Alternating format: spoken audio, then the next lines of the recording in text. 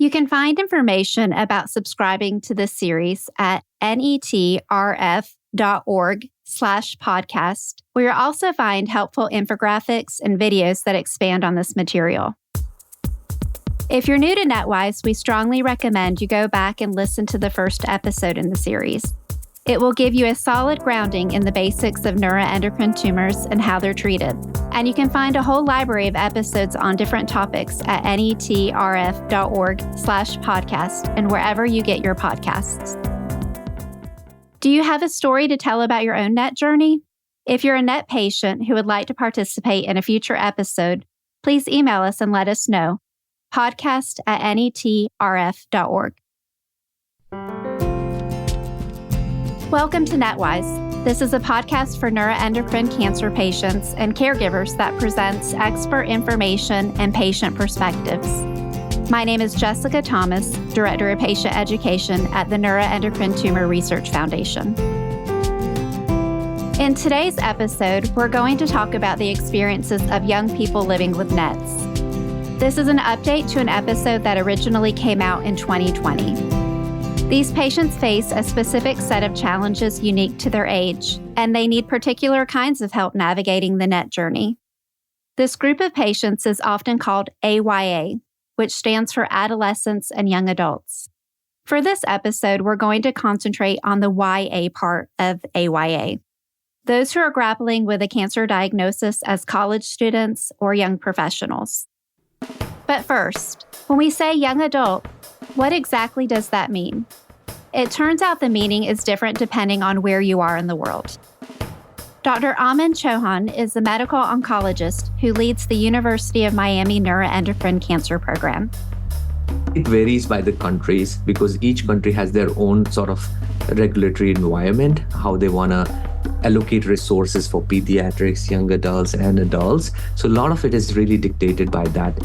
The United States has the broadest definition, which is an age range that spans from 15 to 39, which obviously is extremely broad and covers a lot of biology and even psychosocial circumstance. Dr. Mark Lewis is the Director of Gastrointestinal Oncology for Intermountain Healthcare, which serves patients in Utah, Idaho, and Nevada. Dr. Lewis is also a NET patient himself. He was diagnosed with a pancreatic neuroendocrine tumor at the age of 30. And this is a group that's near and dear to me because until quite recently, I was considered a young adult, and I've now aged just barely out of that category. But when I was first diagnosed with neuroendocrine tumors, I did fit pretty squarely in the middle of what we consider AYA. Unfortunately, the number of young people facing this challenge is on the rise. Among older adults, the incidence of cancer has fallen over the last several decades. But the alarming signs are when you look at the patient population under 30, under 50 for sure, we're seeing an increasing spike in the diagnosis of cancer. The vast majority of these cases are among more common cancers than NETs. But while NETs remain rare among young people, the rate of diagnosis is increasing. Dr. Jaydira Del Rivero is a medical oncologist and a board-certified endocrinologist at the National Institute of Health. Overall, we have seen an increase in incidence of neuroendocrine tumors in the last few decades. And we have seen as well in pediatric patients or young adults that there is also an increase in incidence as well. What we know as well is that the type of neuroendocrine tumors that we have seen an increase in incidence are lung, breast, as well as appendix. A large part of why these numbers are increasing has to do with better diagnostics. Scanning techniques are becoming more sensitive and imaging has advanced. Also, especially in young adults, we are doing more scopes. And the frequency of patients getting an endoscopy or a colonoscopy is increasing for XYZ reasons. Somebody might have reflux symptoms, somebody might have GI bleed. So more of the patients are getting endoscopies and they're getting diagnosed with early stage NETs. But that doesn't seem to completely explain this trend. Dr. Manisha Shah is a medical oncologist at the Ohio State University Comprehensive Cancer Center. So that's part of increase, but other part of increase seems a true increase in the frequency of these diseases. I wish I knew the answer why we're seeing the increase so we can work on the prevention strategies, but we don't really know. We still don't have a specific answer why this may be happening. And that's why we need to do more research to understand that. There is a concept of epigenetics, meaning whether there may be mutations in the environment as well that is helping develop this. But this is a research question. In fact, the number of younger people living with NETs is probably higher than we realize. These patients are likely to be misdiagnosed, sometimes for a long time. We wouldn't think abdominal pain, there is something seriously wrong with these patients because they are young. The abdominal pain, diarrhea would be labeled as like irritable bowel syndrome or indigestion, some abdominal pain related to maybe the exercise pattern they have, that, musculoskeletal pain, and shortness of breath would be more like anxiety or panic attacks. They think it could be something else like eating disorder, anxiety, puberty. So I think it's important to recognize that these symptoms can occur and that can be associated with the neuroendocrine tumors and not with something different based on their age of presentation. Because of how unlikely it is for a young person to be diagnosed with cancer, especially an uncommon cancer like NETs, it can come as a shock. While none of us want to get sick, when a young person gets sick, it's like an extra hard blow because we're supposed to be just living normal life. We're not ready to have any diseases. Here's Kaylin Fletcher. She's a licensed independent clinical social worker who runs a support group for young adults with cancer at Beth Israel Deaconess Medical Center in Boston. Fear, denial. How could this be me? I think that's the biggest thing I see is I was just at the gym last week and, going on a date. How could this be real? It's this sense of shock because there's no real reference point. Most people in this age group really don't have a lot of experience with serious illness. So it can really kind of feel alienating to be the person who has this serious illness and, needing to explain that to people and just feeling different. They also tend to suffer longer without a diagnosis. So they have a lot of things to process about emotionally to say, gosh, these over the last 2 years, I was told that all I have is irritable bowel syndrome and now I have stage 4 cancer. So these kind of anger or mistrust to the medical system that we cannot blame them for because that's what they have experienced. And so now to start this new stage where they have to be able to trust the medical system is another layer that comes into the conversation. Fundamentally, they have to know that this is a new step and we want to set it in the right direction. My name's Hannah. I'm 24 years old. I'm from Iowa, Northeast Iowa, and I was diagnosed with pancreatic neuroendocrine tumors at the tail end of 2023. So for years, I was unsure what was wrong with me, and I went through many doctors trying to figure it out. I was always getting low blood sugars. I was getting dizzy. I was having blurred vision. And then when I was in college, it kind of got worse because I started having clonic seizures. So I went through many doctor's appointments with neurologists trying to figure out what was wrong with my brain. And then after one of my seizures, I was in the ER and the doctor had come up to me and said, you might want to see an endocrinologist because your blood sugar is looking a little weird. And I didn't think much of it, but I did make an appointment with an endocrinologist and I told her my history. And right away, she ordered a CT scan. And within a couple hours, they called me back and said, you need to get in here. So I skipped my classes for the day and I went in and talked to my endocrinologist. And she said, I've only seen one of these my entire career. But we did see a tumor on the head of your pancreas in the CT scan. And she referred me to Mayo Clinic. And within 3 weeks, they got me in for a surgery. And they were going to remove the head of my pancreas with the Whipple procedure. But a couple days before my surgery, I did a CT scan at Mayo Clinic, and they had found another tumor on the tail of my pancreas that was about 3 to 4 times the size of the original tumor that they found in my previous CT. So they had to kind of rearrange all the surgery plan, and they decided to go ahead and take the distal part of my pancreas completely off. And then they enucleated the tumor that was in the head of my pancreas. At that point, at the end of my surgery, and as I was recovering in Mayo, I still had not been told it was cancer. And it wasn't until I was referred to an oncologist for a follow-up appointment about a month and a half after my surgery that I kind of put the pieces together of what was going on. And I walked into my oncologist's office and I asked right off the bat, "Is this cancer?" And he held my hand and broke the news to me, and my mom and I were there, and it was incredibly hard to hear. But I think it was more relieving than anything because I finally had a reason for those years of really scary symptoms. I did struggle with anxiety and a little bit of depression after getting diagnosed because there's a lot of unknowns and there's a lot of questions that I had. You know, my whole life, I had always had these plans. I had always had these goals, whether it was personally or professionally, to reach. So graduate high school, graduate undergrad, get into grad school, graduate that.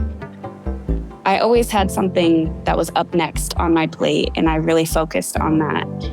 And so I was diagnosed with my neuroendocrine tumors in the midst of grad school. And I withdrew from my program, which was the hardest decision I've had to make this far in my life.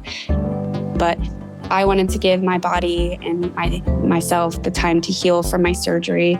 And I wanted to be close to those that loved me. But it's been a year post-surgery for me, and I've had time to reflect. I've had time to ask the questions and do the research that I needed to understand my condition. And now I've taken a step back and realized that it's okay to focus on the now. I still have those professional and personal goals, and I'm still doing things to reach them. But what I'm doing is just more out of happiness. My last checkup was in November, and they did a CT scan and some blood work. And as of right now, there is no growth. So I'm feeling good. There are several aspects of young adult NETs that can make them difficult to treat. First, some NETs that are rare in adults are more common in young people, like NETs of the adrenal gland. That can make it harder to find a specialist for proper treatment. Second, overall treatment strategies used for NETs in adults are not well studied in younger patients. The basic tenets of how we manage a neuroendocrine tumor patient is very similar regardless of age, because the biology of disease is very similar.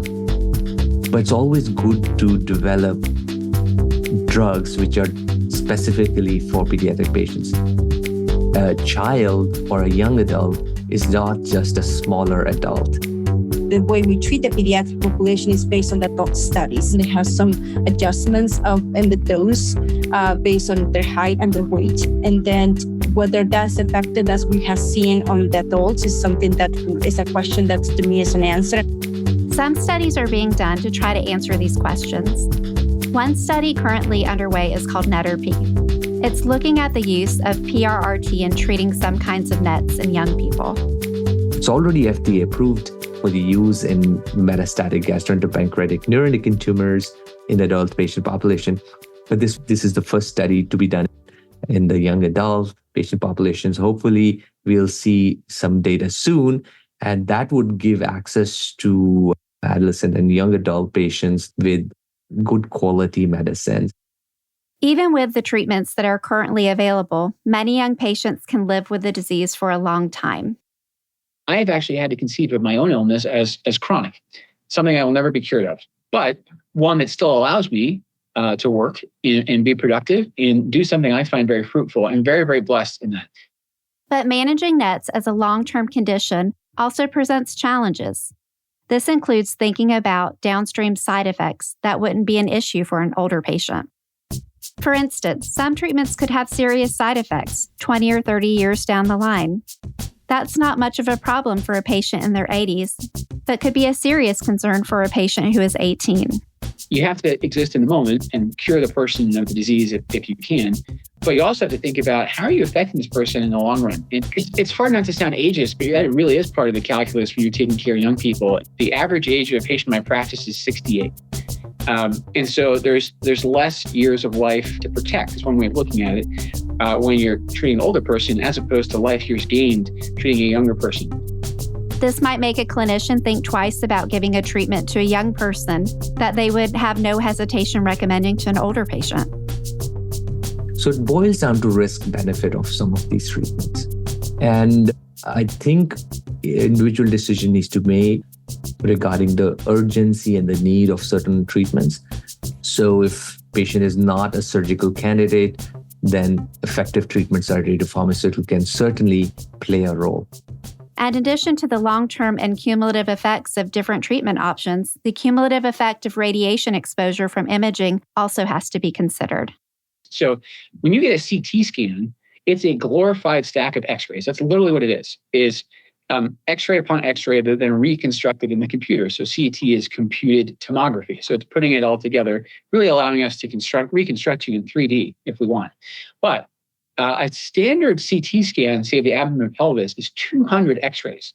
And for a long time in oncology, the dominant paradigm had us scanning people every 3 months. So if you do that over 5 years, that's 4,000 x-rays, which in someone who's already had cancer is potentially enough to stimulate another one. So one of the things I'm very cognizant of in myself and in patients I'm following over time is radiation burden. One of the ways this radiation burden may be reduced is with new blood tests that are being developed. These can be used to monitor the disease and could potentially lessen the amount of imaging a patient needs. So that part of the field is getting exciting, and there's some really promising blood-based biomarkers that we are being studying, and hopefully if they turns out to be accurate, then that might offload some of the CT scan requirements.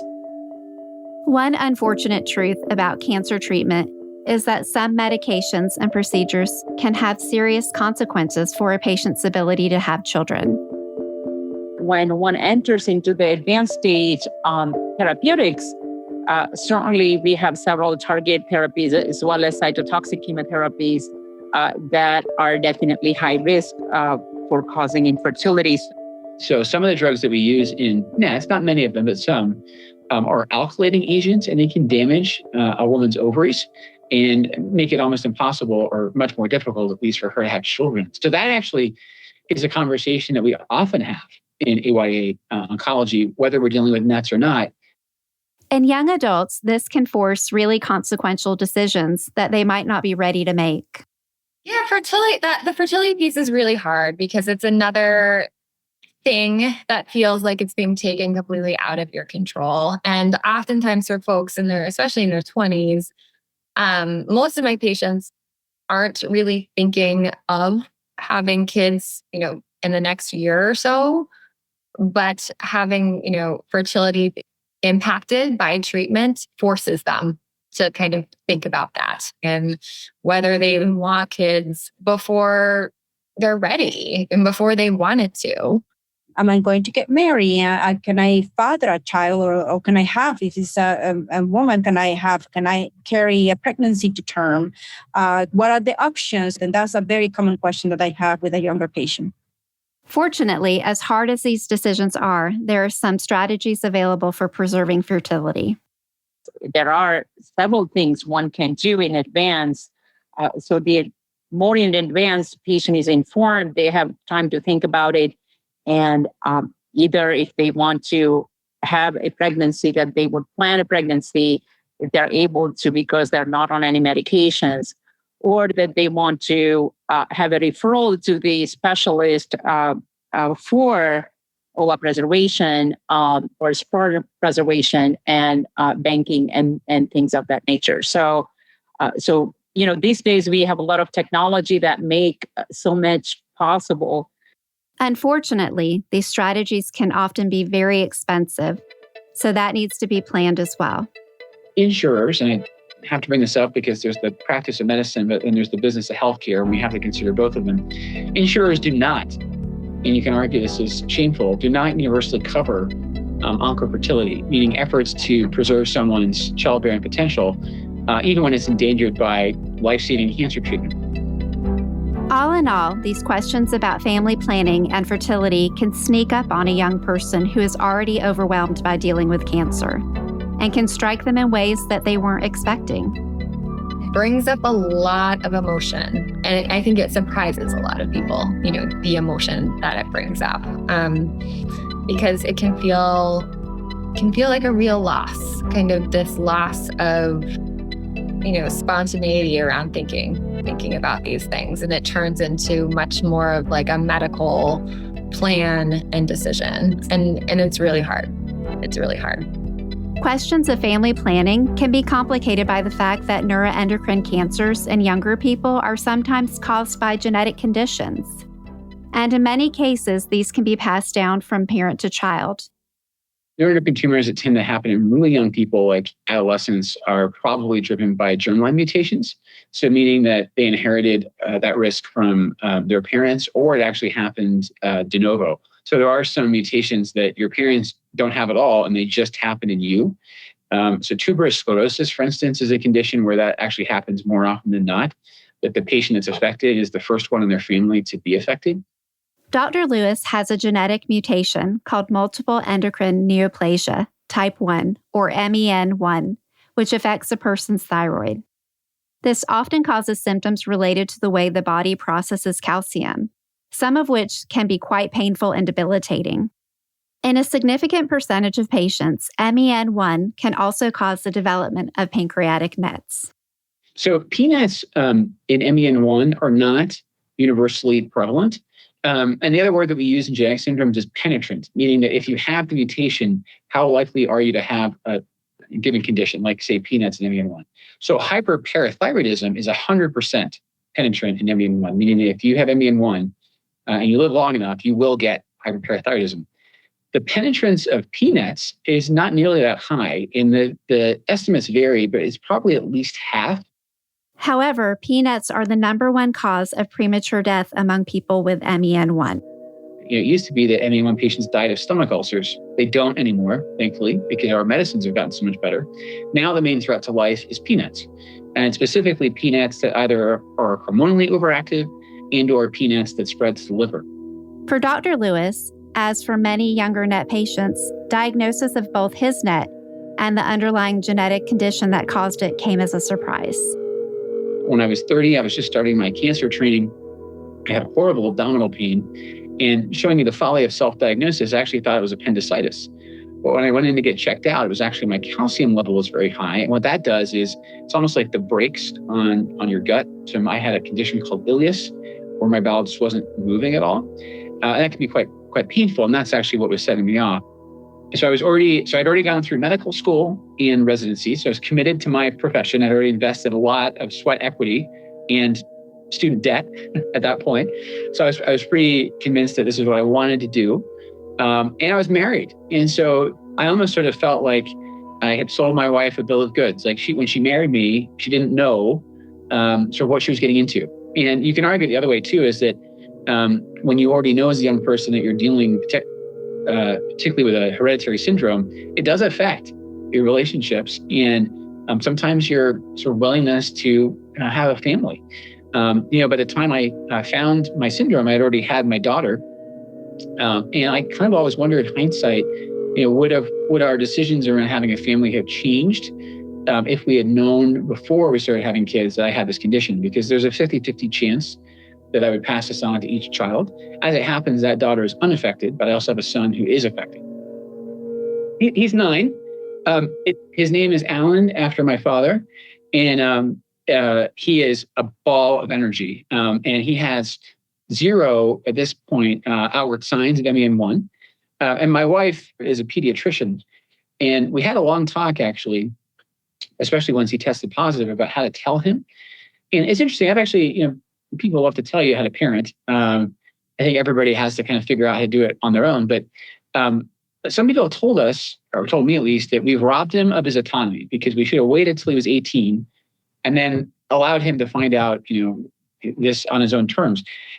Personally, I would not have wanted to celebrate my 18th birthday with news that I have a genetic condition.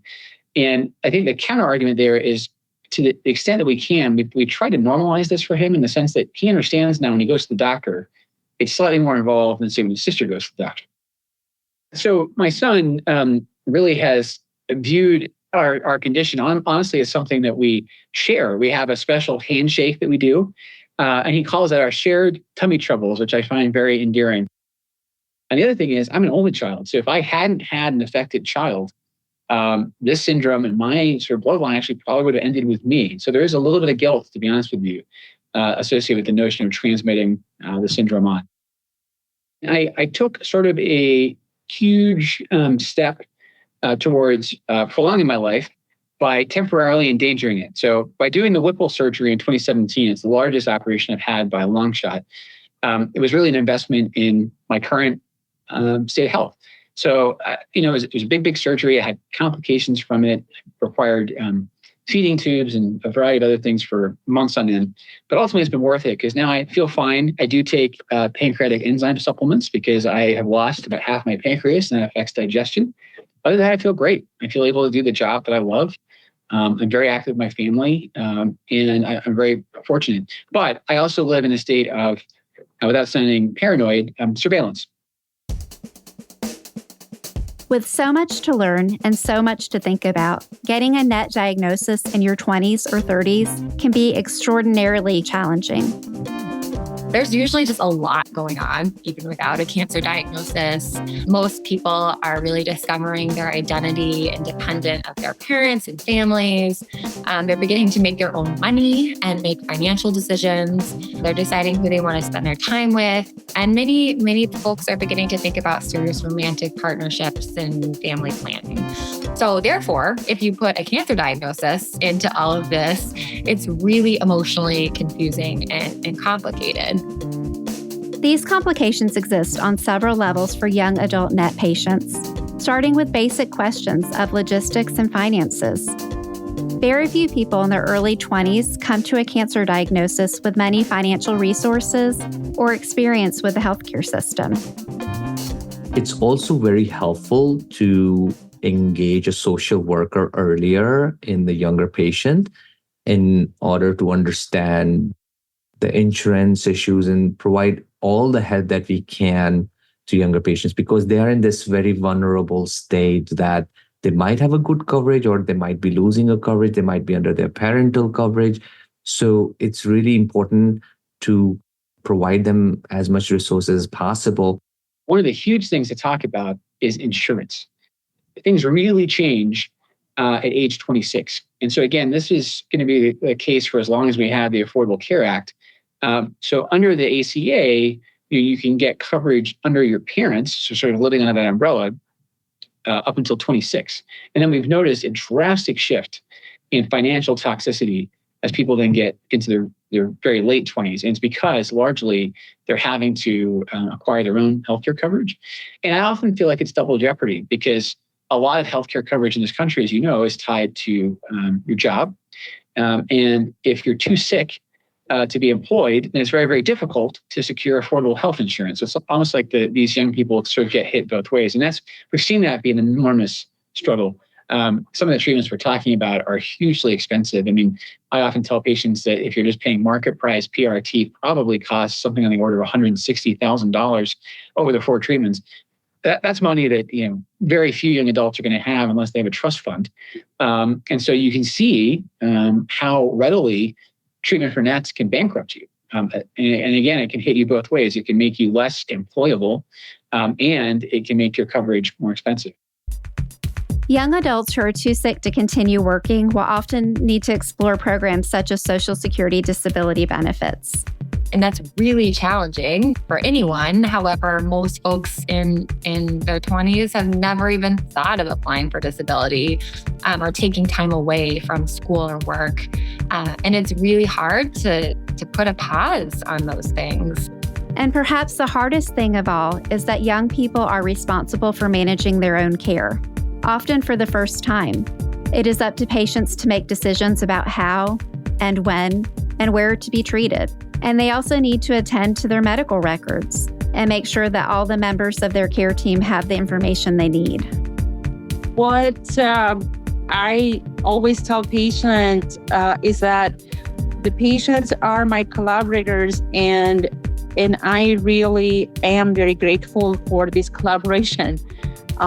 Many of the ideas, many of the energy that I get to do what I do comes from this one-on-one conversation between patients and myself. And so I'm very grateful for that. On top of all of these logistical challenges, there are huge social challenges. Interpersonal relationships of all kinds can be strained by a cancer diagnosis, and learning to navigate these challenges can take time. For young adults, this often starts with their relationship with their parents.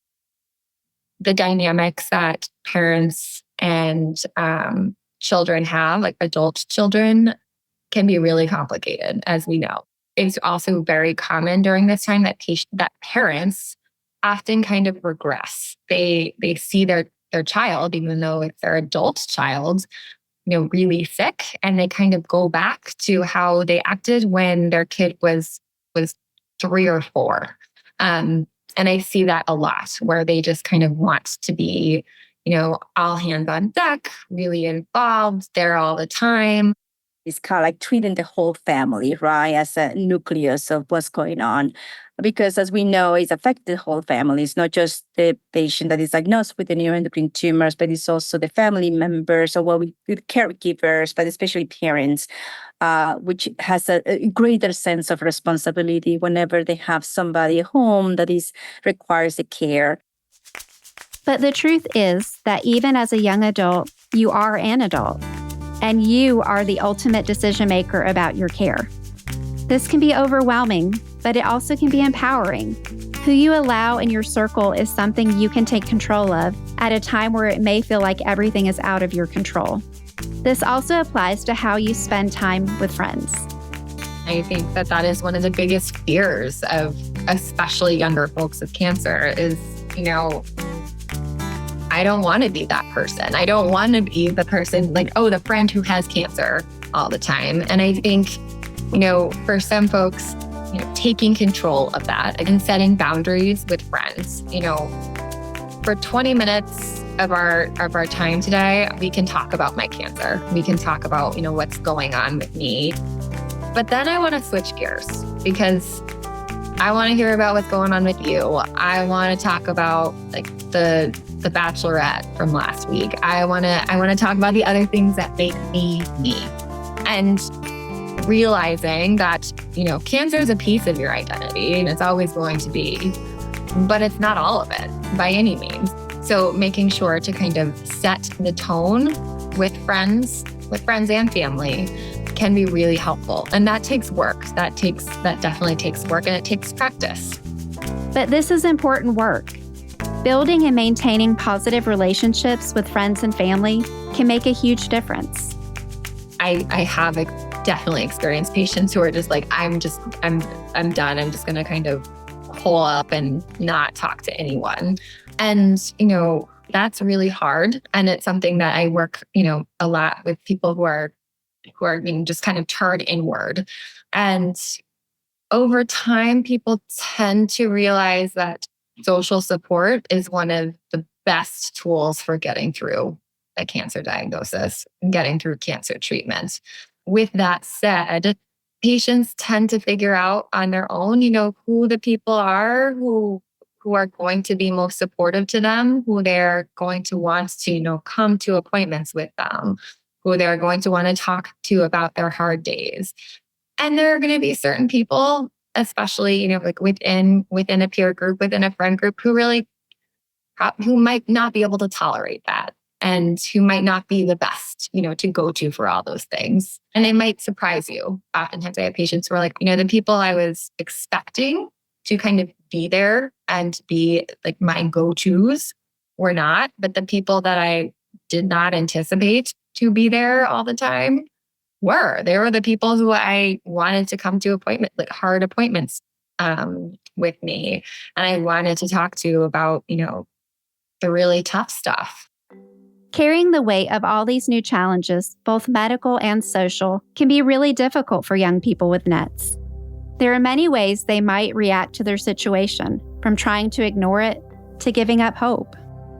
With young adults, there could be scenarios where they have these sort of a positive attitude, everything is going to be okay. So this sense of taking things lightly. And so I think that I bear responsibility to convey to them that this is yes, it's called neuroendocrine tumor. Many times the tumor loses the context that this is actually cancer. And so I try to emphasize the seriousness of this disease and the long-term consequences of this disease. So I often tell patients at the beginning, I intend to have a relationship with them therapeutically that lasts decades, and I don't want them to fall into the self-fulfilling prophecy of nihilism, where they sort of forego care that can be life-preserving because they just assume it's all for naught. So I think that is kind of the first thing, to just get on the same wavelength about what this disease is and what its implications can be in their lives and their family and friends' lives. The goal here is to really open up the space where they can be living their life as fully as possible so that we are not imposing limitations. We don't want them to clear up rest of their lives to just be a full-time patient and talk about like, okay, I have this, I have that, now I can't get married or I can't have travel. Not let cancer cripple you, because that would serve no purpose, whether one has 2 weeks to live or 2 years or 20 years to live or longer. And that's what we are here to help them live their life to their fullest potential. My name is Bethany Ross. I am 36 and I live in southern New Hampshire. My diagnosis is stage 4, grade 1 neuroendocrine cancer with a pancreas primary that spread to my liver, lymph nodes, and now I'm dealing with it in my duodenum. And I also had a diagnosis of a separate primary in my appendix. I was 30 when I got diagnosed. So I'm coming up, it'll be 6 years in August that I've been living with stage 4 neuroendocrine cancer. At the time I started to get sick, I was running half marathons, so I was probably the healthiest I had been in my life. And I started vomiting every day. So my PCP that I saw at the time did some tests, like just generic blood work kind of tests. And she asked me if I was bulimic because I was vomiting every day. And I was like, this is not what I want to be doing. Then she told me, well, it's anxiety or depression. And I did not believe that was the case. I've dealt with anxiety and depression my whole life, and this was different. So then I begged to go see a GI specialist who gave me a bunch of different tests, but never actually did a CT scan. So they chalked it up to IBS, so irritable bowel syndrome. And then I was just very frustrated because I didn't feel like that was the right answer. I felt like there was something really wrong and no one was listening. So I ended up going to Boston. I went to a hospital in Boston to see what they said. And then did a CT scan and they saw something on my appendix, but it was small. They said, don't worry about it. It's it's a benign finding. You should have your appendix removed at some point, but we don't think it's anything. Schedule it when you have time. So I waited a couple months because I had a bunch of stuff planned in my life and was like, okay, I'll deal with it in August of 2018 is when I ended up dealing with it. And I had surgery to remove my appendix. And 10 days later, I get a call and it was the surgeon. And he said, so we got the biopsy back. It is neuroendocrine. The neuroendocrine tumor is what he called it. Because of my age, what I kept being told, like, we want to reset the clock on your cancer. So we want to remove as much of it as we can. So in January of 2019, I had a liver resection and lymph nodes removed, but they never found the primary tumor in my pancreas. So I was just in very active monitoring where they were giving me PET scans or CTs or MRIs, depending upon the situation, every 3 to 6 months. In May of 2023, my symptoms came back. Like, I knew. I was like, oh, my cancer's back. And I had a PET scan scheduled. They moved it up a little bit, and I had an MRI. And they found another very small tumor in my duodenum. So they put me on octreotide. And I did that for 4 months. But the side effects from the octreotide were really rough. So I ended up doing some research and approached my oncologist and asked if I could switch to lanreotide. I am on the lanreotide injections every 28 days. My next scan is in June. And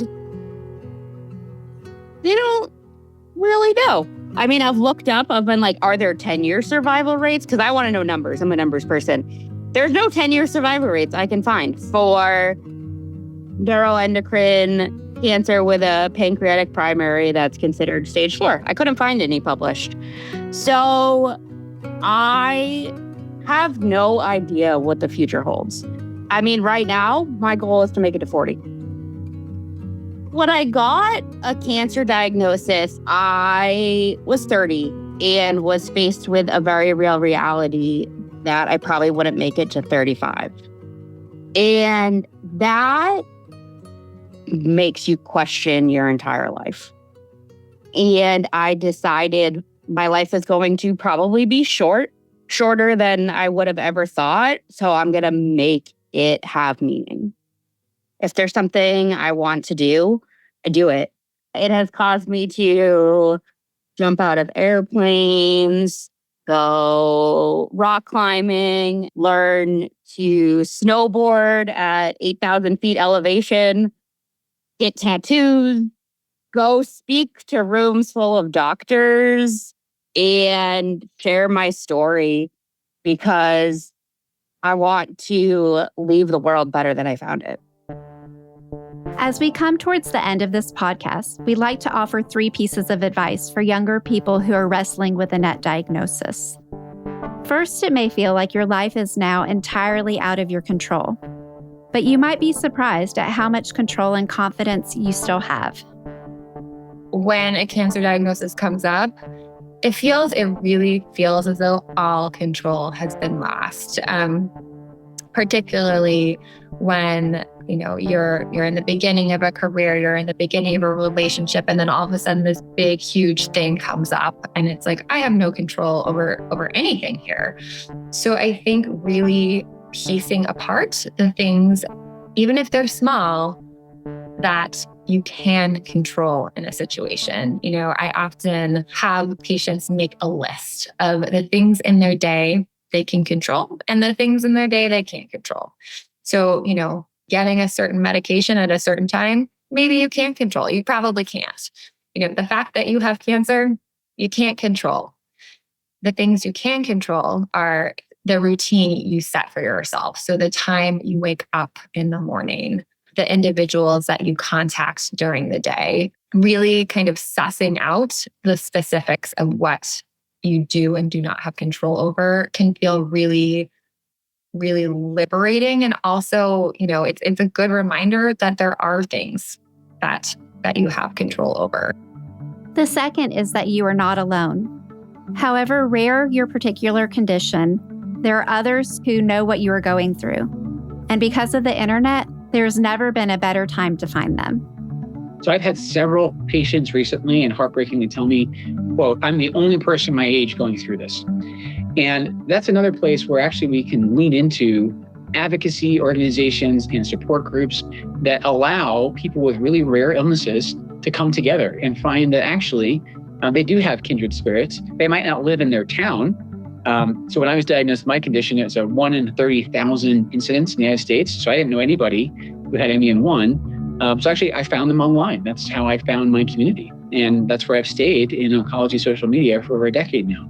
So I think the other thing to realize in EYAs is they do get this sense that, oh my gosh, why is this happening to me? And why me and why only me?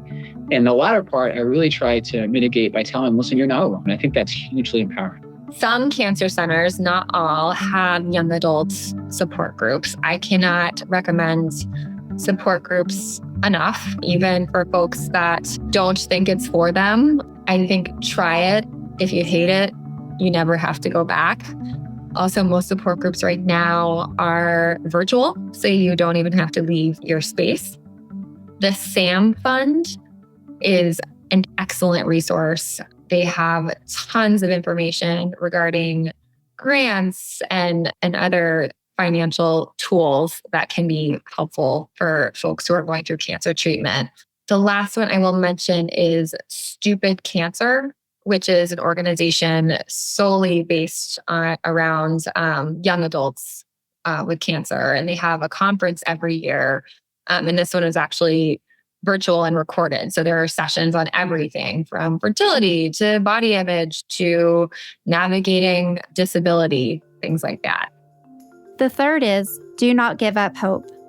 There have never been more successful treatments for NETs than there are right now. I think a lot of hope that I see and I have experienced within our field just of neuroendocrine tumors over last couple of decades that's, keeps growing is that what has happened in the field about variety of progress in the testing, the diagnostics, as well as the treatment aspects of these cancers. So I would be the last person to tell somebody to say, gosh, okay, well, these are the only choices you have. I tell them that these are the choices that you have now, but, I am hopeful that there are more choices coming in coming times. There is something that I always tell my patients, you need to live your own life. Let me do the worry for you. It's important for them to continue going to school and continue doing what they want to do. I mean, a lot of these patients, they're very young and, they still have so many dreams to follow, right? But we're working the best and doing the best for them to fulfill those plans and dreams the best they can. Thanks for listening to NETWise. I'm Jessica Thomas, Director of Patient Education for the NET Research Foundation. Our production partner for this series is Citizen Race Car. The original episode was written and produced by David Hoffman. This update was written and produced by Anna Van Dyne, post-production by Jose Miguel Baez, production manager Gabriela Montequin, executive producer David Hoffman. It was made possible by the generous support of Boehringer Ingelheim. If you would like to join NETRF in our mission to fund research for NET cancer or help support educational programs like this NETWise podcast, please go to netrf.org/donate.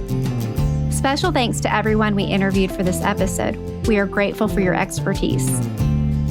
This is a production of the NET Research Foundation. We are committed to improving the lives of patients, families, and caregivers affected by neuroendocrine cancer. We fund research to discover cures and more effective treatments, and we provide information and educational resources. Please visit us at netrf.org. This podcast is not intended as and shall not be relied upon as medical advice. The Neuroendocrine Tumor Research Foundation encourages all listeners to discuss any scientific information found here with their personal oncologist, physician, and/or appropriate qualified health professional. Listening to this podcast does not constitute a patient-physician relationship. The Neuroendocrine Tumor Research Foundation does not represent that any information provided here should supplant the reasoned, informed advice of a patient's personal oncologist, physician, or appropriate qualified health professional.